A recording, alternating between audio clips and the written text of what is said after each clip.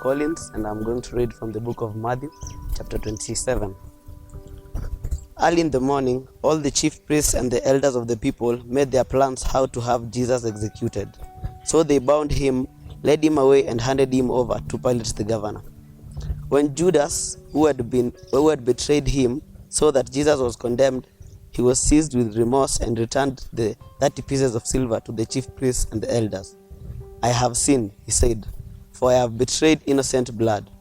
"What is that to us?" they replied. "That's your responsibility." So Judas threw the money into the temple and left. Then he went away and hanged himself. The chief priests picked up the coins and said, "It is against the law to put this into the treasury, since it is blood money." So they decided to use the money to buy the potter's field as a burial place for foreigners. That is why it has been called the field of blood to this day. Then what was spoken by Jeremiah the prophet was fulfilled. They took the 30 pieces of silver, the price set on him by the people of Israel, and they used them to buy the potter's field as the Lord commanded me.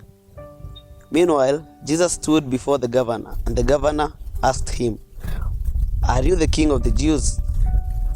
You have said so," Jesus replied. When he was accused by the chief priests and the elders, he gave no answer. Then Pilate asked him, "Don't you hear the testimony they are bringing against you?" But Jesus made no reply, not even to a single charge, to the great amazement of the governor. Now it was the governor's custom at the festival to release a prisoner chosen by the crowd. At that time, they had a well-known prisoner whose name was Jesus, Barabbas. So when the crowd had gathered, Pilate asked them, "Which one do you want me to release to you? Jesus, Barabbas, or Jesus who is called the Messiah?" For he knew it was out of self-interest that they had handed Jesus over to him. When Pilate was sitting on the judge's seat, his wife sent him this message: "Don't have anything to do with the innocent man, for I have suffered a great deal today in a dream because of him." But the chief priests and the elders persuaded the crowd to ask for Barabbas and to have Jesus executed. "Which of the two do you want me to release to you?" asked the governor. "Barabbas," they answered. "What shall I do then with Jesus who is called the Messiah?" Pilate asked. They all answered, "Crucify him." "Why? What crime has he committed?" asked Pilate. But they shouted all the louder, "Crucify him." When Pilate saw that he was getting no, but that an uproar was starting, he took water and washed his hands in front of the crowd. "An innocent blood," he said. "It is your responsibility." All the people answered, "His blood is on us and on our children." Then he released Barabbas to them, but he had Jesus flogged and handed him over to the crucified. Then the governor's soldiers took Jesus into the praetorium and gathered the whole company of soldiers around him.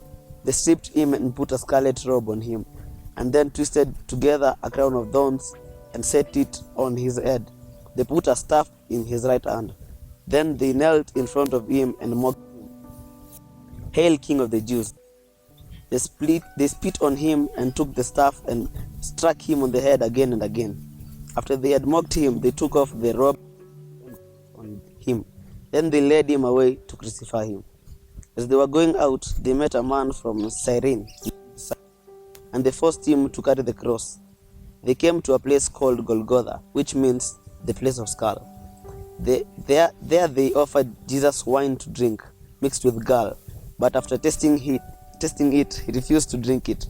When they crucified him, they divided up his clothes, casting lots, and sitting down, they kept watch over him there. Above his head, they placed the written charge against him: "This is Jesus, the King of the Jews." 2 rebels were crucified with him, one on his right and one on his left. Those who passed by hurled insults at him, shaking their heads and saying, "You who are going to destroy the temple and build it in 3 days, save yourself. Come down from the cross if you are the Son of God." In the same way, the chief priests, the teachers of the law, and the elders mocked him. "He saved others," they said, "but he can't save himself. He's the King of Israel. Let him come down from the cross and we'll believe in him. He trusts in God. Let God rescue him now if he wants him. For he said, 'I'm the Son of God.'" In the same way, the rebels who were crucified with him also heaped insults on him. From noon until 3 in the afternoon, darkness came all over the land. After the afternoon, Jesus cried out in a loud voice, Eli, Eli, lema sabachthani, which means, my God, why have you forsaken me? When some of those standing there heard this, they said, "It's Elijah." Immediately, one of them ran and got a sponge. They filled it with wine vinegar, put it on a staff, and offered it to Jesus to drink. The rest said, "Now leave him alone. Let's see if Elijah comes to save him." And when Jesus had cried out again in the loud voice, he gave up his spirit.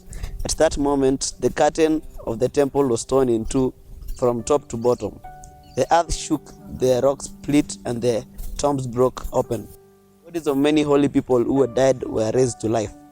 They came out of the tombs after Jesus' resurrection and went into the holy city and appeared to many people.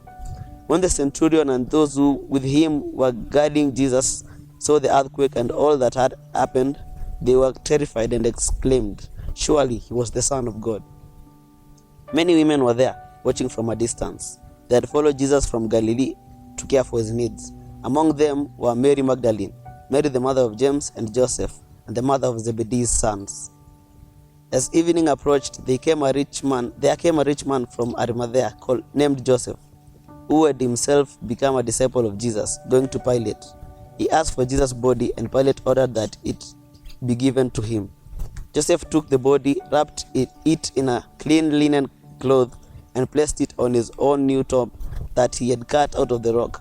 He rolled a big stone in front of the entrance to the tomb and went away. Mary Magdalene and other Mary were sitting there opposite the next day, one after preparation day, the chief priests and the Pharisees went to Pilate. "Sir," they said, "we remember that while he was still alive, that deceiver said, 'After 3 days I will rise again.' So give the order for the tomb to be made secure until the third day.